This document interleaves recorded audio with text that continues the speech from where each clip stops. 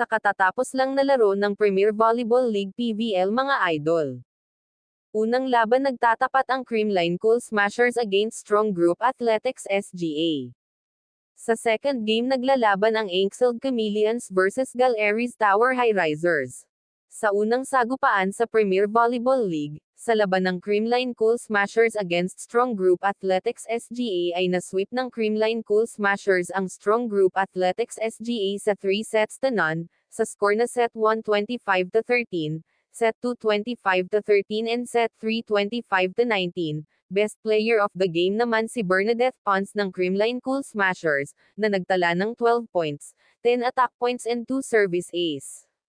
Malaking tulong din si Alyssa Valdez sa opensa kahit limited lang yung minutes niya at sa second set na ipinasok si Alyssa Valdez sa game na ito pero nagtala pa rin siya ng 9 points.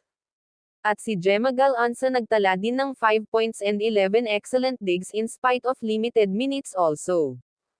Ayon pa sa pahayag ni Bernadette Pons, sobrang laking bagay kasi yung binigay na trust ng mga coaches sa akin para mag-start. Pero syempre every game naka-ready kami kahit kung anong ibigay na pwesto. Naka-mindset kami lahat, at ayon naman sa bahagi ng pahayag ni Coach Sherwin Meneses na syempre step by step muna kami, yung improvement naman manggagaling sa training so doon muna kami nakafocus. Yung training namin, mag-improve kami every game. Doon lang muna kami nakafocus, ang pahayag ni Coach Sherwin Meneses.